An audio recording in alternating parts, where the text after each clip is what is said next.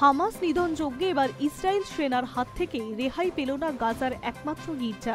সম্প্রতি ওই গির্জায় ইহুদি সেনার গোলা বর্ষণের জেরে গির্জার যাজক গ্যাব্রিয়েল রোমালেনিও সহ ৩ জনের মৃত্যু হয়েছে। পাশাপাশি আহত হয়েছে আরও অন্তত ১০ জন। নৃশংস এই হামলায় নিন্দায় সরব হয়েছে সব মহল। চাপের মুখে এই ইস্যুতে মুখ খুলতে হয়েছে খোদ ইসরায়েলের প্রধানমন্ত্রী বেঞ্জামিন নেতানিয়াহু। এই ঘটনা ভুলবশত বলে দাবি করছেন তিনি। গাজায় নরকের দ্বার খুলে দেওয়ার হুঁশিয়ারি দিয়েছিলেন ইসরায়েলের প্রধানমন্ত্রী বেঞ্জামিন নেতানিয়াহু। তার সেই হুঁশিয়ারির যে কথার কথা নয়, গত ২ বছরে তা মর্মে মর্মে উপলব্ধি করেছে গোটা বিশ্ব। হামাস ধ্বংসের নামে ইসরায়েলে হামলায় মৃত্যু হয়েছে হাজার হাজার নারী ও শিশু। এই হামলা থেকে বাঁচাতে গাজায় শয়ে শয়ে মানুষ, শিশু ও প্রতিবন্ধীরা আশ্রয় নিয়েছিল এই গির্জায়। সেখানেই কামান থেকে গোলা ছোড়ে ইসরায়েলের সেনা। এই হামলার পর দুঃখ প্রকাশ করে নেতানিয়াহু জানিয়েছেন, গাজায় হলি ফ্যামিলি গির্জায় ভুল করে গোলা চলেছে।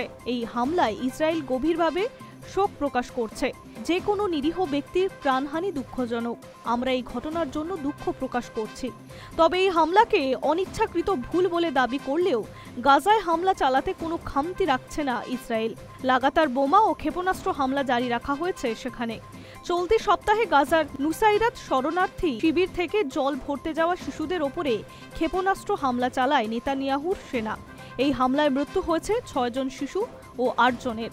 এদিকে রিপোর্ট বলছে, গত ২১ মাস ধরে লাগাতার ইসরায়েলে হামলা এখনও পর্যন্ত গাজায় মৃত্যুর সংখ্যা দাঁড়িয়েছে ৫৮,৬০০-র বেশি মানুষের, যাদের মধ্যে বেশিরভাগই শিশু ও মহিলা। অন্যদিকে আরও একটি রিপোর্ট বলছে, ইসরায়েল সেনার হামলার জেরে গোটা গাজা উপত্যকা ধ্বংসস্তূপে পরিণত হয়েছে।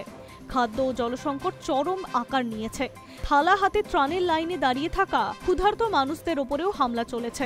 রাষ্ট্রসংঘের মানবাধিকারের দপ্তরের সাম্প্রতিক রিপোর্ট বলছে, এহেন হামলায় অন্তত ৭৯৮ জন প্যালেস্তাইনির মৃত্যু হয়েছে। তীব্র জল সংকটে ত্রাণ শিবিরগুলিতে জল বিতরণ করছে সেখানকার স্বেচ্ছাসেবী সংস্থাগুলি। সেখানে ভুল করে মৃত্যু বিলির পর এবার গাজায় একমাত্র গির্জাতেও হামলা চালালো ইসরায়েল। High news network.